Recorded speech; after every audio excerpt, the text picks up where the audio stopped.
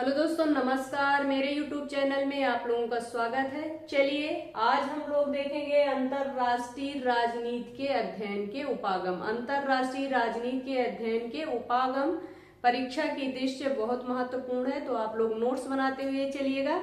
चलिए स्टार्ट करते हैं, वीडियो अपना देखते हैं। पहला पॉइंट है, मोस्ट इम्पोर्टेंट है, नोट करते हुए चलिएगा। पहला पॉइंट है हम लोगों का, चलिए, आदर्शवाद के समर्थक पूछा जाता है। क्वेश्चन पूछा जाता है, आदर्शवाद के समर्थक कौन हैं? इसमें से जो समर्थक हैं उसमें से एक नाम दिया जाता है, तो उसमें पूछा जाता है, 4 ऑप्शन होते हैं, कौन सा सही है। तो आदर्शवाद के समर्थक कौन हैं? काउंडरसेट, पहला नाम क्या आएगा? काउंडरसेट महोदय का आएगा। किसका आएगा? नोट्स बनाते हुए चलिएगा, लिखते हुए चलिएगा, ना हो तो हमारे साथ ही लिखते हुए चलिए आप लोग। आदर्शवाद के समर्थक है काउंडरसेट। कौन है? काउंडरसेट। दूसरा नाम आता है वुडरो विल्सन का। दूसरा नाम आएगा किसका? वुडरो विल्सन का। पहला नाम आता है आदर्शवाद के समर्थक में जो है काउंडरसेट। दूसरा नाम आता है वुडरो विल्सन का।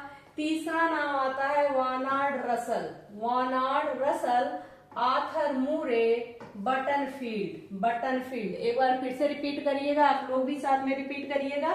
पहला नाम, क्योंकि अंतरराष्ट्रीय राजनीति है जो उसमें विचारक के नाम है, और जो पुस्तक है थोड़ी टफ है, और जो है बोलने में भी प्रयास करना पड़ता है उसको, तो इसलिए जो है आप लोग नाम को जो है लिखते हुए चलिएगा और बोलते हुए चलिएगा, जिससे आपके दिमाग में सेट हो जाए।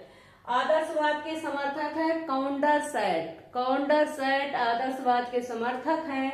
दूसरा नाम आता है वुडरो विल्सन का नाम आता है। तीसरा नाम वार्डन रसल का आता है। चौथा नाम आता है आर्थर मूरे का। पांचवा नाम आता है बटनफील्ड का। किसका आता है? बटनफील्ड का। आदर्शवाद के समर्थक जो है Condorcet, Woodrow Wilson, Warner Russell, Arthur Murray, Butterfield. Condorcet, Woodrow Wilson, Warner Russell, Arthur Murray, Butterfield, ये क्या है? आदर्शवाद के समर्थक हैं। दूसरा देख लेते हैं हम लोग, परंपरागत यथार्थवाद का जनक किसे कहा जाता है? परंपरागत यथार्थवाद का जनक किसे माना जाता है? ध्यान से समझिएगा, लिखते हुए चलिएगा। परंपरागत यथार्थवाद का जनक जो है मॉर्गेनथाउ है। कौन है? मॉर्गेनथाउ। परंपरागत यथार्थवाद का जनक कौन है? मॉर्गेनथाउ। परंपरागत यथार्थवाद का जनक मॉर्गेनथाउ। आगे देखते हैं, नव यथार्थवाद या संरचनात्मक यथार्थवाद। अगर नव यथार्थवाद दिया गया या संरचनात्मक यथार्थवाद दिया गया तो एक ही है। नव यथार्थवाद, संरचनात्मक यथार्थवाद किससे संबंधित है? किससे संबंधित है? काइनेथ वाल्टज से जो है नव यथार्थवाद या संरचनात्मक यथार्थवाद का जो सिद्धांत प्रतिपादित किया है किसने? काइनेथ वाल्टज। कौन है? काइनेथ वाल्टज। आगे बढ़ते हैं, व्यवस्था सिद्धांत किसने दिया है? व्यवस्था सिद्धांत मार्टिन कैप्लान। अंतरराष्ट्रीय राजनीति में व्यवस्था सिद्धांत किसने दिया है? मार्टिन कैप्लान ने दिया है। किसने दिया है? मार्टिन कैप्लान ने दिया है। आदर्शवाद के समर्थक हैं Condorcet, Woodrow Wilson, Warden Russell, Arthur Murray, Butterfield. परंपरागत यथार्थवाद का जनक किसे माना जाता है? मॉर्गेनथाउ। नव यथार्थवाद, संरचनात्मक यथार्थवाद किससे संबंधित है? काइनेथ वाल्टज से संबंधित है। व्यवस्था सिद्धांत किससे संबंधित है? Martin Kaplan. यहां तक आप लोग समझ गए होंगे। आगे बढ़ते हैं, खेल सिद्धांत। अंतरराष्ट्रीय राजनीति का खेल सिद्धांत किस विचारक से संबंधित है? अंतरराष्ट्रीय राजनीति का खेल सिद्धांत किससे है? सुबिक एक विचारक है, सुबिक राइकर। कौन है? सुबिक और राइकर। सुविक राइकर, लिख लीजिएगा आप लोग। खेल सिद्धांत सुविक राइकर से संबंधित है। आगे बढ़ते हैं हम लोग। सौदेबाजी का सिद्धांत, अंतरराष्ट्रीय राजनीति में सौदेबाजी का सिद्धांत किस विचारक से संबंधित है? सौदेबाजी का सिद्धांत Thomas selling, Thomas selling, Thomas selling. सौदेबाजी का सिद्धांत थॉमस सैलिंग, सौदेबाजी का सिद्धांत थॉमस सैलिंग। निर्णय निर्माण का सिद्धांत, निर्णय निर्माण का सिद्धांत, निर्णय निर्माण का सिद्धांत जो है किस विचारक से संबंधित है? Snyder, Snyder workshopping, Snyder workshopping, Snyder workshopping, Snyder workshopping जो है निर्णय निर्माण सिद्धांत से संबंधित है। निर्णय निर्माण सिद्धांत से कौन संबंधित है? Snyder workshopping. समझ गए होंगे आप लोग, लिखते हुए चलिएगा। संचार सिद्धांत, अंतरराष्ट्रीय राजनीति का संचार सिद्धांत जो है किस विचारक से संबंधित है? संचार सिद्धांत Karl Deutsche, Karl Deutsche, Karl Deutsche. किससे संबंधित है संचार सिद्धांत? Karl Deutsche, Karl Deutsche. गणतंत्रात्मक उदारवाद, गणतांत्रिक उदारवाद, गणतांत्रिक उदारवाद का सिद्धांत जो है किससे संबंधित है? कांट व माइकल डाल, कांट व माइकल डाल, कांट व माइकल डाल। किससे संबंधित है? कांट व माइकल डाल। खेल सिद्धांत सुविक राइकर, सौदेबाजी का सिद्धांत थॉमस सैलिंग, निर्णय निर्माण का सिद्धांत स्नाइडर वर्कशॉपिंग, संचार सिद्धांत कार्ल डायच, गणतांत्रिक उदारवाद कांट व माइकल डाल से संबंधित है। आप लोग यहाँ तक समझ गए होंगे। इसको जो है अपने नोट्स में लिख लीजिएगा, मोस्ट इम्पोर्टेंट है। कोई भी आप जो है अगर आपके सिलेबस में अंतरराष्ट्रीय राजनीति है, आप कोई भी एग्जाम दे रहे हो, चाहे असिस्टेंट प्रोफेसर का दे रहे हो या ALT का दे रहे हो या PGT का दे रहे हो, अगर आपके सिलेबस में है तो यह आपके लिए मोस्ट इम्पोर्टेंट है। अगर वीडियो जो है आप लोगों को पसंद आए तो मेरे लिए शेयर जरूर करिएगा। चलिए आगे बढ़ते हैं, अगला देखते हैं हम लोग। अगला क्वेश्चन देखते हैं क्या है। रॉबर्ट डहल, रॉबर्ट डहल द्वारा प्रतिपादित प्रतिमान, रॉबर्ट डहल द्वारा प्रतिपादित प्रतिमान कौन सा है? रॉबर्ट डहल द्वारा प्रतिपादित प्रतिमान कौन कौन सा है? कीमत प्रतिमान, कीमत प्रतिमान किसने दिया है? रॉबर्ट डहल ने दिया है। रॉबर्ट डहल ने कीमत प्रतिमान दिया है, सौदेबाजी का प्रतिमान दिया है, बहुल तंत्र प्रतिमान। कीमत प्रतिमान, सौदेबाजी का प्रतिमान, बहुल तंत्र प्रतिमान किसने दिया है? रॉबर्ट डहल द्वारा जो है प्रतिपादित प्रतिमान जो है कौन कौन से हैं? कीमत प्रतिमान, सौदेबाजी प्रतिमान, बहुल तंत्र प्रतिमान। यहां तक आप लोग समझ गए होंगे। आगे बढ़ते हैं हम लोग। चलिए अगला पॉइंट देखते हैं। अंतरराष्ट्रीय संबंध में 9 यथार्थवाद, ध्यान से समझिएगा। अंतरराष्ट्रीय राजनीति में 9 यथार्थवाद और 9 उदारवाद जो है, 9 यथार्थवाद और 9 उदारवाद दोनों की आलोचना करने हेतु रचनावादी विश्लेषण का प्रयोग किसने किया? रचनावादी विश्लेषण का प्रयोग किसने किया? 9 यथार्थवादी और 9 उदारवाद की आलोचना करने के लिए किसने जो है रचनावादी विश्लेषण का प्रयोग किया है? मोस्ट इंपॉर्टेंट है, रचनावादी विश्लेषण का किसने प्रयोग किया है? किसने किया है? Alexander Wendt, Alexander Wendt. किसने? एलेक्जेंडर वेडट महोदय ने किया है। 9 उदारवाद और 9 यथार्थवाद की आलोचना जो है रचनावादी विश्लेषण का प्रयोग करके किया है। किसने किया है? अलेक्जेंडर वेडट। आप लोग समझ गए होंगे। आगे बढ़ते हैं। मोस्ट इंपॉर्टेंट है मार्टन कपलान। मार्टन कपलान के अंतरराष्ट्रीय व्यवस्था। अंतरराष्ट्रीय व्यवस्था का सिद्धांत किसने दिया है? अंतरराष्ट्रीय व्यवस्था का सिद्धांत मार्टन कपलान ने दिया है। मार्टन कपलान के अंतरराष्ट्रीय व्यवस्था इकाई निषेधाधिकार व्यवस्था। समझिएगा, इकाई अगर पूछा गया निषेधाधिकार व्यवस्था किसका है तो मार्टन कपलान का है। इकाई निषेधाधिकार व्यवस्था किसका है? मार्टन कपलान का है।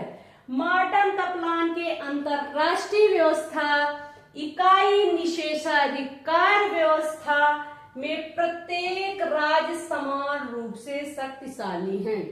क्वेश्चन पूछा जाता है कि मार्टन कपलान के किस जो है अंतरराष्ट्रीय व्यवस्था सिद्धांत में कौन सा ऐसा सिद्धांत है जिसमें प्रत्येक राज्य जो है समान रूप से शक्तिशाली होते हैं?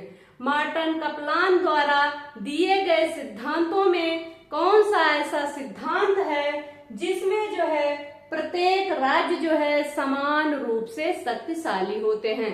तो कौन सा सिद्धांत है? इकाई निषेधाधिकार व्यवस्था का सिद्धांत। इकाई निषेधाधिकार व्यवस्था का सिद्धांत। इसमें जो है मार्टन कपलान ने सभी राज्यों को समान रूप से शक्तिशाली माना। सभी राज्यों को समान रूप से शक्तिशाली किसने माना?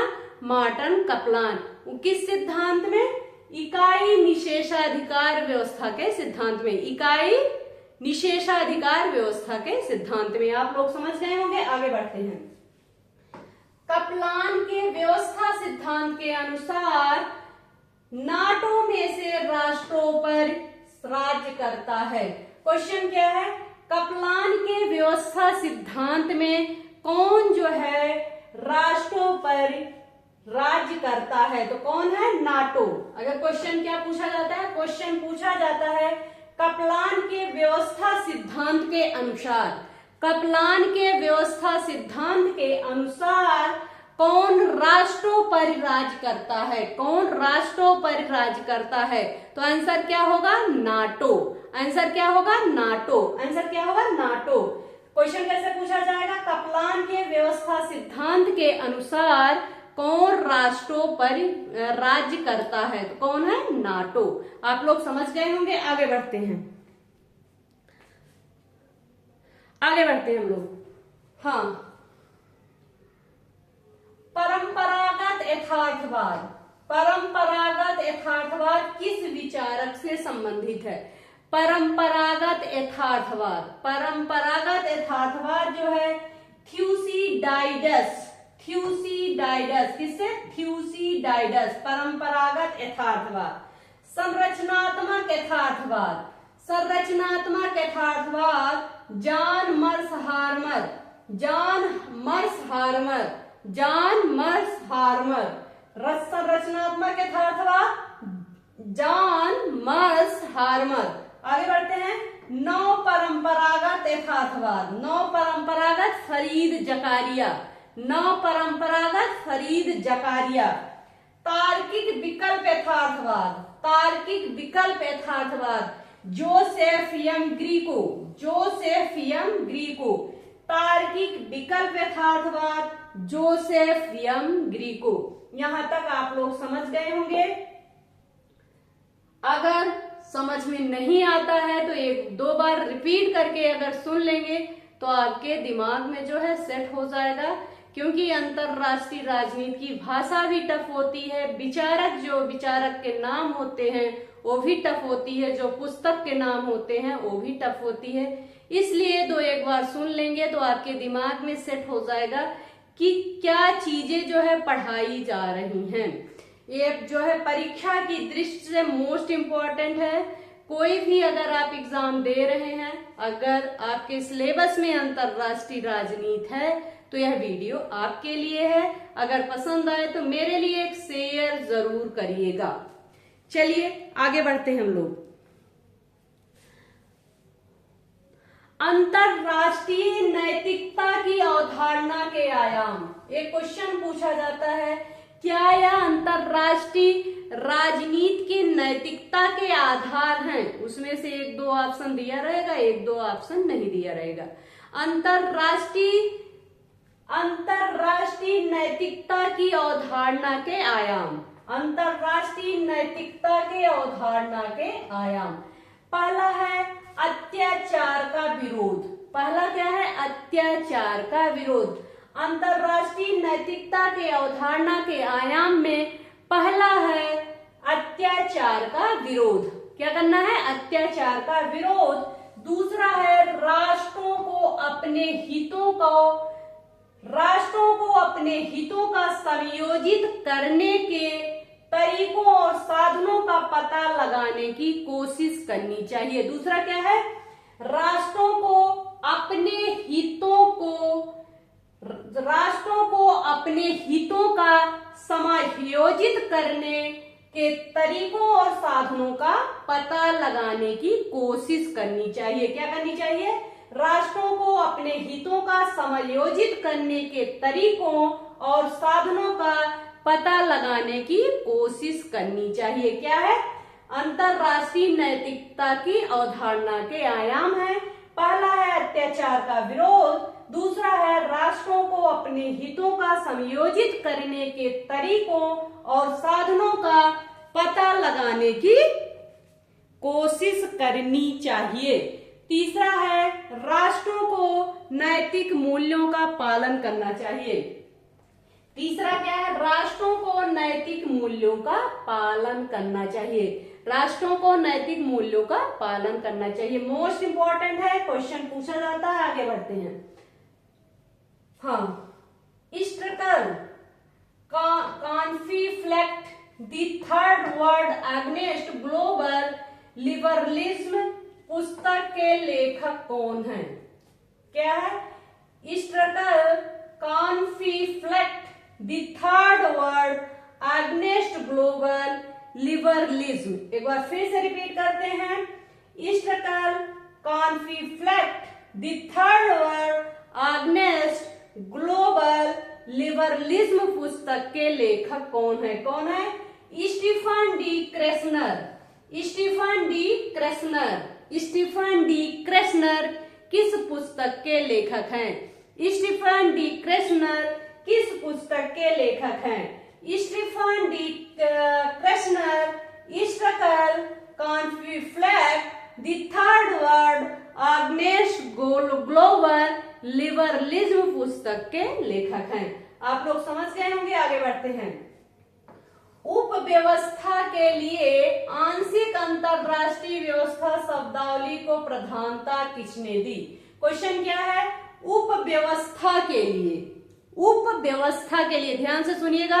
उपव्यवस्था के लिए आंशिक अंतरराष्ट्रीय व्यवस्था शब्दावली को प्रधानता दी है। आंशिक अंतरराष्ट्रीय व्यवस्था, आंशिक अंतरराष्ट्रीय व्यवस्था शब्दावली को प्रधानता किसने दी है? किसने दी है? Stanley Hoffmann. स्टेनले हॉफमैन ने क्या दिया है? स्टेनले हॉफमैन ने जो है उपव्यवस्था के लिए आंशिक अंतरराष्ट्रीय व्यवस्था शब्दावली को प्रधानता दी है। मोस्ट इंपॉर्टेंट है, क्वेश्चन पूछा जाता है, आप लोग लिख लीजिएगा। उपव्यवस्था के लिए आंशिक अंतरराष्ट्रीय व्यवस्था शब्दावली को प्रधानता दी है स्टेनले हॉफमैन ने। स्टेनले हॉफमैन ने। आगे बढ़ते हैं हम लोग। यहां तक आप लोग समझ गए होंगे। अंतरराष्ट्रीय प्रक्रियात्मक समाजशास्त्री उपागम से संबंधित हैं। कौन ऐसा विचारक है जो अंतरराष्ट्रीय प्रक्रियात्मक समाजशास्त्री उपागम से संबंधित है? अंतरराष्ट्रीय राजनीति के प्रक्रियात्मक समाजशास्त्री उपागम से कौन जो है संबंधित है? किससे? अंतरराष्ट्रीय राजनीति के प्रक्रियात्मक समाजशास्त्री उपागम से कौन संबंधित है? कौन संबंधित है? डेविड मित्रेनी। डेविड मित्रेनी कौन है? डेविड मित्रेनी जो है वह जो है अंतरराष्ट्रीय राजनीति के प्रक्रियात्मक समाजशास्त्री उपागम से संबंधित है। डेविड मित्रेनी जो है प्रक्रियात्मक समाजशास्त्री उपागम से संबंधित है। प्रक्रियात्मक समाजशास्त्री उपागम से कौन संबंधित है? डेविड मित्रेनी। आप लोग समझ गए होंगे, आगे बढ़ते हैं। अंतरराष्ट्रीय संबंधों का पोप किसे कहा जाता है? अंतरराष्ट्रीय संबंधों का पोप किसे कहा जाता है? अंतरराष्ट्रीय संबंधों का पोप किसे कहा जाता है? मोस्ट इंपॉर्टेंट है। अंतरराष्ट्रीय संबंधों का पोप कहा जाता है हैंस जे मार्गेनथाउ को। किसको? हैंस जे मार्गेनथाउ को। अंतरराष्ट्रीय संबंधों का पोप कहा जाता है हैंस जे मार्गेनथाउ को। किसको? हैंस जे मार्गेनथाउ को। आगे बढ़ते हैं हम लोग। अध्येता निर्णय निर्माण उपागम, ध्यान से समझिएगा। अध्येता निर्णय निर्माण उपागम में व्यक्तित्व कारक के अध्ययन से संबंधित है। कौन कौन सा ऐसा विचारक है जो अध्येता निर्णय निर्माण उपागम में व्यक्तित्व कारक के अध्ययन से संबंधित है? किस कारक से? व्यक्तित्व कारक के अध्ययन से संबंधित है। कौन ऐसे विचारक हैं जो अध्येता निर्णय निर्माण उपागम में व्यक्तित्व कारक के अध्ययन से संबंधित हैं? तो कौन से हैं? Alexander L George. Alexander L George. दूसरे हैं लेस्टर मिलवर्थ। Lester Milworth. तीसरे कौन है? Margaret Harmon. Margaret Harmon. Margaret Harmon. एक बार फिर से रिपीट कर देते हैं। अध्येता निर्णय निर्माण उपागम में व्यक्तित्व कारक के अध्ययन से संबंधित हैं Alexander L George, Lester Milbrath, Margaret Hermann. आप लोग समझ गए होंगे, लिख लीजिएगा। आगे बढ़ते हैं।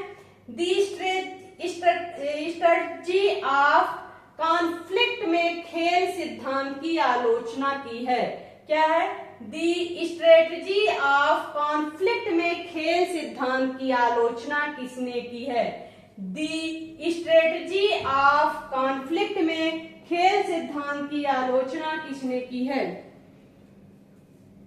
एक मिनट।